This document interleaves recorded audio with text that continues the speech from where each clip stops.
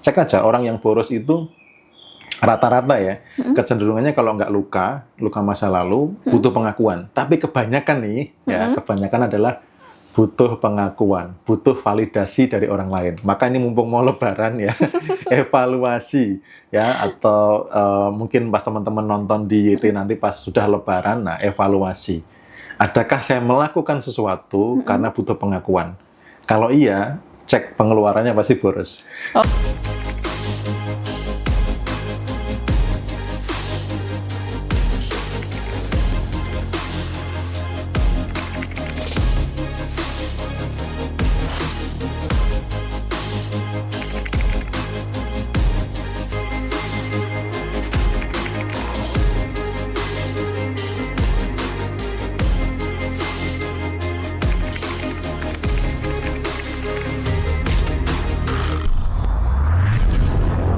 Oke, nah ngomongin tentang vibrasi energi, ada nggak Mas Bimo blok yang bisa bikin kita itu sulit untuk mencapai vibrasi itu?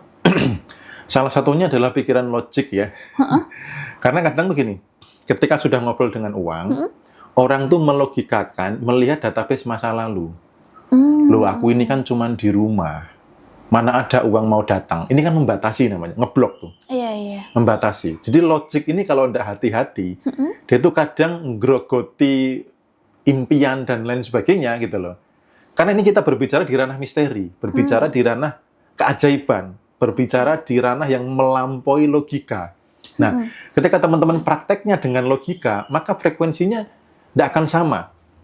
Kemarin kita sudah bahas bahwa logika ini terbatas nih. Dari database pendidikan, orang tua, apa yang dibaca, dan lain sebagainya. Sementara, ngobrol dengan uang, ini kita melibatkan kecerdasan semesta yang tiada batas. Gitu loh.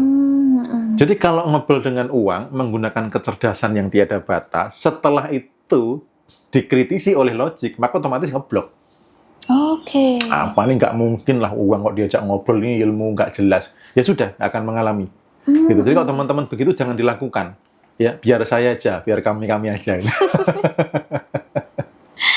Oke, jadi caranya itu adalah mencium uang dulu ya Mas Bimo ya, terus merasakan gitu. Makanya kalau di kelas offline kan saya ajarin detail banget, karena termasuk juga uangnya harus uang baru, supaya apa? Ketika dicium aroma, ini aroma uang, bukan bau terasi gitu, bukan bau cabai atau bau merah, karena uang dari pasar gitu. Jadi upayakan uangnya baru, ketika dicium itu benar-benar, oh begini toh uang. Gitu, nyiumnya tuh benar-benar sampai kayak nancep di kepala belakang gini. Sampai kita ngomong, ini nih uang nih. Uang tuh aromanya gini. Jadi kita mengenal betul siapa yang akan kita undang gitu. Oke, gitu. Nah, teman-teman semuanya masih ada nggak pertanyaan tentang uang ini? Kalau nggak ada, nanti kita bahas sepil-sepil sedikit nih tentang kelas offline. Tadi seperti sepil Mas Bimo. Aduh, aku jadi pengen ini tahu tentang kelas offline. Nah, teman-teman masih ada pertanyaan nggak tentang uang ini? Nah, Mas Bimo, berarti kadang kan orang-orang kan bilang, alah uang tuh bukan segalanya. Itu mempengaruhi banget ya, Mas ya? Iya. Oke. Uang bukan segala-galanya. Tapi hampir segalanya butuh uang. Iya, betul-betul. Terus kemudian, ini kan kita main pantun dulu lah ya. Uang tidak dibawa mati, tapi hidup tanpa uang rasanya kayak mau mati. Wih, asik.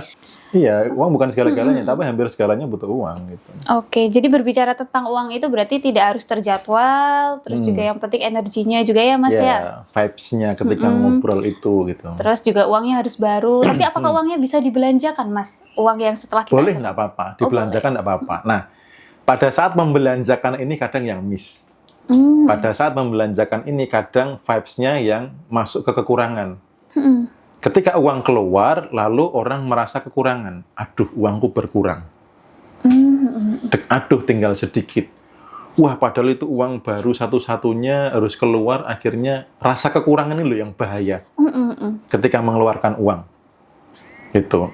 ini yang bahaya. Nah, harusnya ketika mengeluarkan uang itu meyakini.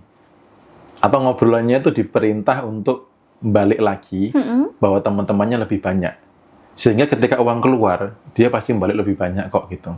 Contoh misalnya kayak saya belanja gitu ya. Terus tiba-tiba misalkan pas di kasir kok nilainya di batas kewajaran lah gitu. Wah, kok tiba-tiba sekian gitu loh.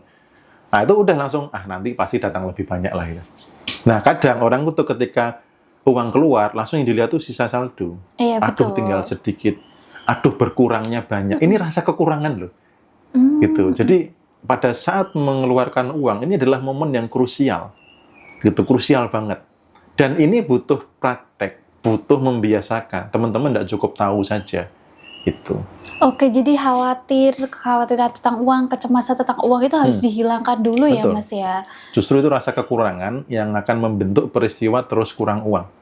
Oke, tapi nih kita semua kan kadang-kadang kan nggak bisa ini, Mas, pikir, aduh gimana nih, kata Mas Bimo kan, kalau uangnya keluar, kita harus memancarkan energi, oh ya uang bawa ya teman-temannya lebih banyak, tapi kan itu kadang bikin kita boros, Mas. Itu gimana, Mas? Nah. Cara ngeremnya itu gimana? Cara bedainnya itu gimana? Oke, iya. Jadi boros itu mesti ada rasa kekurangan sebelumnya. Oke. Gitu. Contoh nih, bisa ada dendam di masa lalu.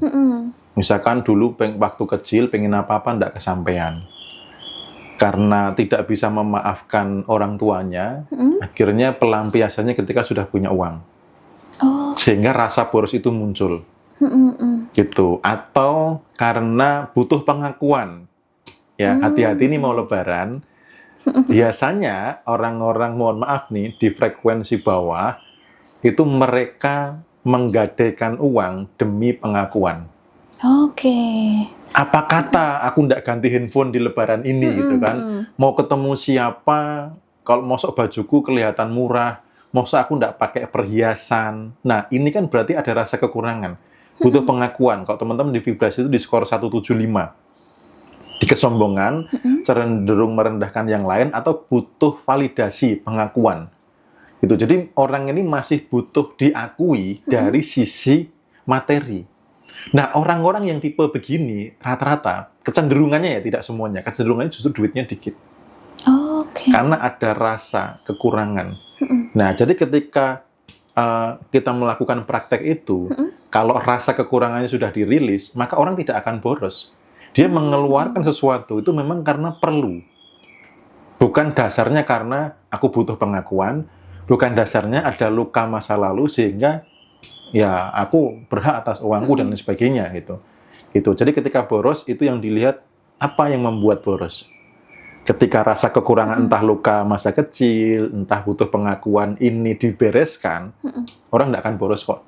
Cek aja orang yang boros itu rata-rata ya, kecenderungannya kalau nggak luka masa lalu, butuh pengakuan. Tapi kebanyakan nih, ya kebanyakan adalah butuh pengakuan, butuh validasi dari orang lain. Maka ini mumpung mau lebaran ya, evaluasi ya, atau mungkin pas teman-teman nonton di YT nanti pas sudah lebaran, nah evaluasi. Adakah saya melakukan sesuatu karena butuh pengakuan? Kalau iya, cek pengeluarannya pasti boros. Oke, nah ini bagi teman-teman yang belum turun THR-nya, waduh ini alhamdulillah ya bisa evaluasi dulu. Yang sudah terlanjur nih gitu.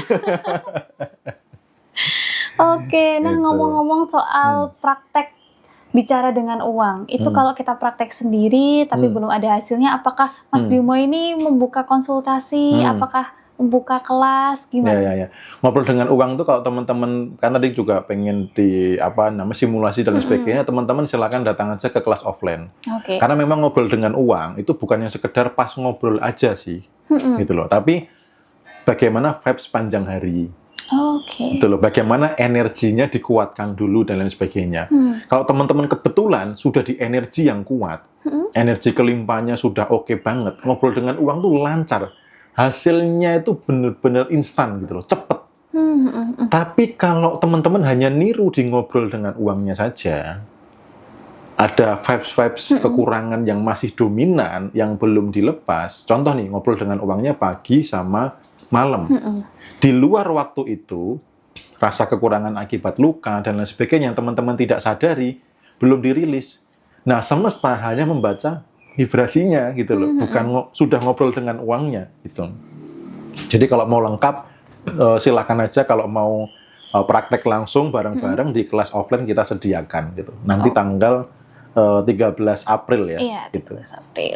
Oke, nah ada pertanyaan dari Kak Putri. Kami jauh tidak bisa datang offline, apakah bisa online, Mas?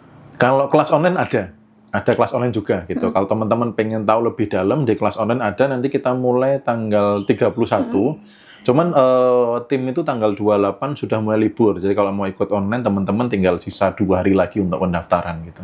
Oke, kelas online dan offline ini apakah ada bedanya materi, Mas? Beda. Oke. Kalau online itu lebih ke mengupas tuntas tentang buku, prakteknya bagaimana. Kalau offline itu praktek langsungnya. Oke.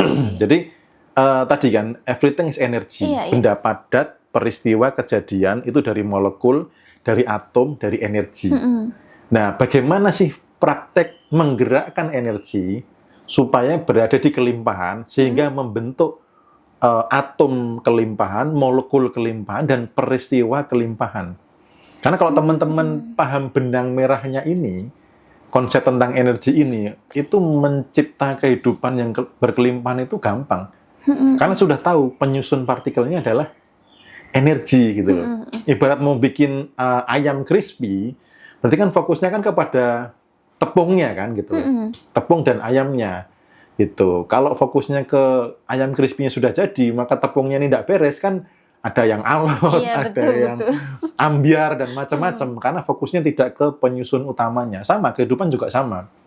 Kalau teman-teman paham konsep energi, maka membentuk peristiwa, kejadian, benda yang kelimpahan itu lebih mudah. Makanya Nikola Tesla itu kan salah satu quote-nya apa? Kalau kamu ingin memahami, mengetahui rahasia semesta, belajarlah tentang apa? Energi, frekuensi, dan vibrasi. Nah, di kelas offline itu kita lebih banyak praktek tentang itu.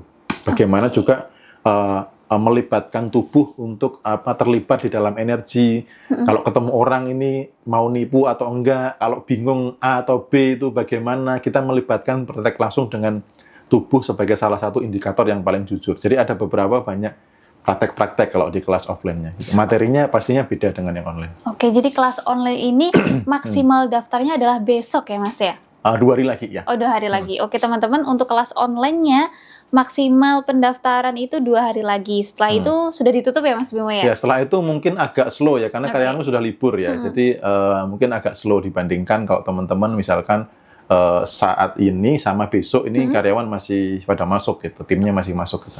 Oke, gimana cara daftar online? Ini ada pertanyaan dari Kak Putri Maira. Ke sini aja.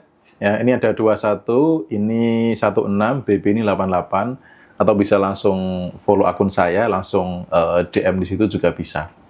Oke. Nah, untuk kelas offline-nya ini tadi 13 April ya, Mas ya. Nah, pendaftaran ditutup tanggal berapa, Mas Bimo? Pendaftarannya tuh H-2 sih.